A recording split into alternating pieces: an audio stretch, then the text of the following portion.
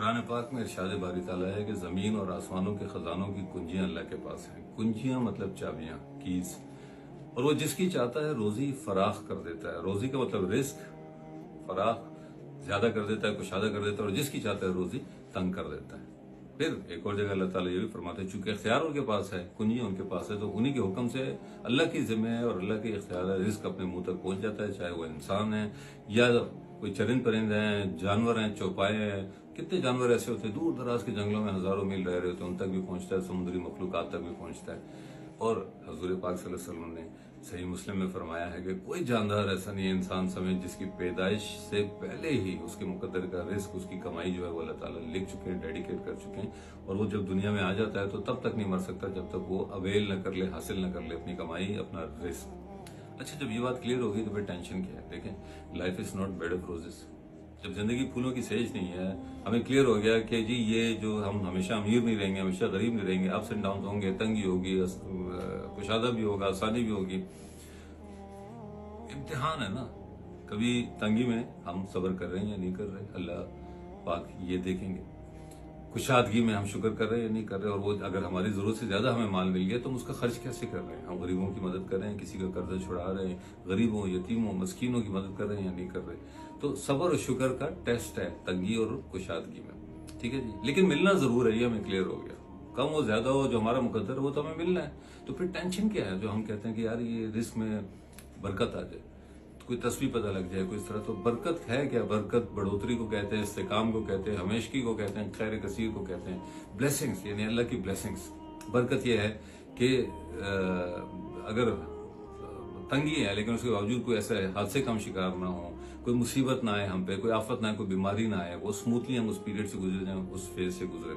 अगर ज्यादा है तो हम किसी शैतानी टेम्पटेशन में वो गलत जगह खर्च करने के बजाय हम जो राइट टारगेट पे उसको खर्च करें, वो जो हमें ज्यादा मिल गया, मतलब सदका खैरात में, दूसरों की मदद में, तो बरकत ये है ना, ब्लेसिंग्स की। और हमेशा की रहे, पुख्तगी रहे, अल्लाह की ब्लेसिंग्स। जब हम अल्लाह की बरकत मांगते हैं, ब्लेसिंग्स मांगते हैं, कोई भी दुआ मांगते हैं तो अल्लाह की आफियत में मांगा करें, पहली चीज तो ये।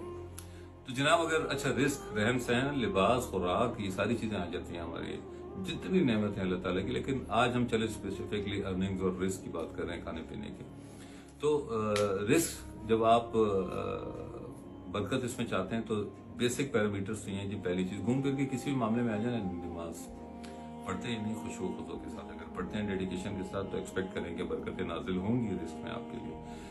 उसके बाद सेकंड चीज, इस्तगफार, अल्लाह से बहुत ज्यादा इस्तगफार किया करें। अल्लाह ताला को बहुत पसंद है कि हम मुसलमान अल्लाह से माफी मांगते रहे अपने करदा ना करदा गुनाहों की। तो यह अदा अल्लाह ताला को बहुत पसंद है। आप जब जिक्र इलाही कर रहे होते हैं दिन में, कोशिश करें ज्यादा से ज्यादा इस्तगफार पढ़े और इस्तगफार करें अल्लाह से। उसके बाद ये मुत्तकी होना एक मुसलमान का। मुत्तकी परहेजगार को कहते हैं, तकवा से निकला है। तकवा का मतलब है परहेज। और परहेज जैसे एक जिम जाने वाला जो बॉडी बिल्ड कर रहा है वो खास किस्म के खानों से परहेज करता है, या किसी ने वेट लूज करना है तो वो खास किस्म के खानों से परहेज करते हैं। तो आया हम खुद से सवाल करें कि कुरान में जो अल्लाह ताला के अहकामात हैं, जो चीजें हराम करार दी गई हैं और जिनसे मना किया गया, आया हम उनको अवॉइड कर रहे हैं, उनसे परहेज कर रहे हैं? अगर कर रहे हैं तो हम फिर उन पैरामीटर्स पे, उस मैार पे पूरा उतरते हैं जहाँ पे हम बरकतें एक्सपेक्ट कर सकते हैं। वरना अगर हम हराम की कमा रहे हैं, हराम का हमने घर महल बनाया और बाहर हमने कूलर गरीबों के लिए लगाया, तो फायदा कोई नहीं, ये जाया हो जाएगा सब कुछ। माशाल्लाह लिखा हुआ है लेकिन ये जाया हो जाएगा। ये इस तरह की जो हम अगर एक्सपेक्ट करते हैं ना जी कि हम बड़ा वो नेकी नहीं है, वो सिर्फ अच्छे काम है। अच्छे काम ब्रैड पिट, एंजेलिना जूली भी करते हैं, लेकिन उनका ईमान ही नहीं है। इथियोपिया में उन्होंने मिलियंस ऑफ डॉलर्स दिए अफगान मुहाजिरीन को दिए, लेकिन वो ईमान चूंकि नहीं था तो अल्लाह ने दुनिया, उनकी ख्वाहिशात दुनियावी थी, तो अल्लाह ताला दुनिया की उनको हर नेमत अल्लाह ताला ने टिका के दे दी ताकि आखिरत में खड़े होकर कोई शिकवा ना कर सके, क्योंकि उन्होंने आखिरत तो नहीं मांगी, जन्नत तो नहीं मांगा था। तो इस चीज से बचें।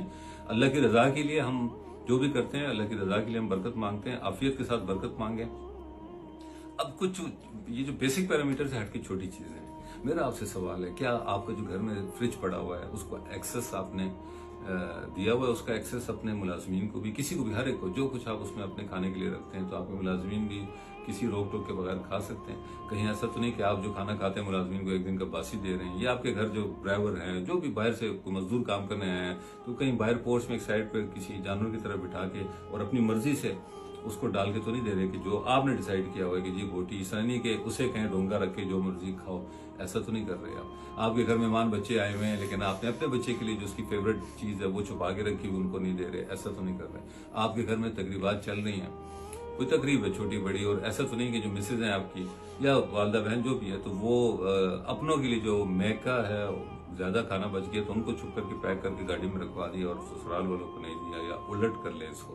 तो ऐसा तो कोई डिसबैलेंस नहीं कर रहे। रेस्टोरेंट्स में हम जाते हैं, आप देखते हैं ना वीडियोस कई आती हैं सोशल मीडिया पे, मुलाजमों को साइड पे बिठाया होता है। जब इस्लाम में जात पात ही नहीं है, कोई रंग नस्ल का चक्कर ही नहीं है, सब हम आपस में भाई हैं, तो फिर हम ये फर्क क्यों करें? तो आए हम रिस्क बांटने में जो हम कंट्रोल खुद पकड़ने की कोशिश करके ऐसी गलतियां तो नहीं कर रहे। इस चीज पे सोचें। घर को, किचन को लंगर खाना बना दे। लंगर खाने का मतलब ये होता है कि हर कोई खा सके। तो जब आप ऐसा दिल खोल के रिस्क बांटेंगे तो ऐसी बरकतें नाजिल होंगी कि आप खुद हैरान रह जाएंगे।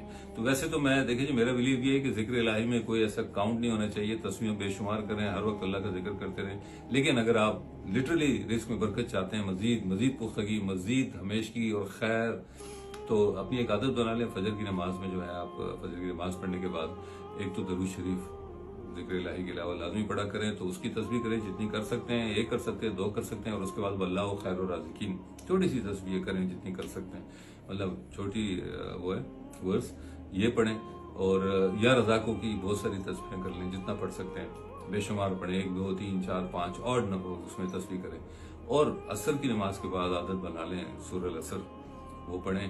ला इलाहा इल्लल्लाहु मलिकुल हक्कुल मुबीन ये पढ़ें, इसकी तस्बीह पढ़ें। और सुभान अल्लाह व बिहम्दिही इसकी तस्बीह जरूर पढ़ा करें, बेहिसाब पढ़ें, तो इंशाअल्लाह ताला फिर आप देखेंगे कैसी कैसी बरकतें अल्लाह की आफियत में जो है नाजिल होंगे, मुअज्जे होंगे। लेकिन जो मैंने आपसे छोटी बातें डिस्कस की, अपनी जिंदगी में रूटीन बना लें, उनका भी ख्याल रखें। जब आप रिस्क तो अल्लाह ने भेजा ना, लेकिन जब हम अपने ख्याल इस्तेमाल करके बांटने में कोई कोताही करेंगे तो ये ना हो कि हम किसी ऐसी मुसीबत में मुब्तला हो जाएं कि ना इधर के रहें जहाँ हम रह रहे हैं और ना उधर के रहें जहाँ हमने जाना है। अल्लाह हम सबको हिदायत दे। जज़ाकल्लाह।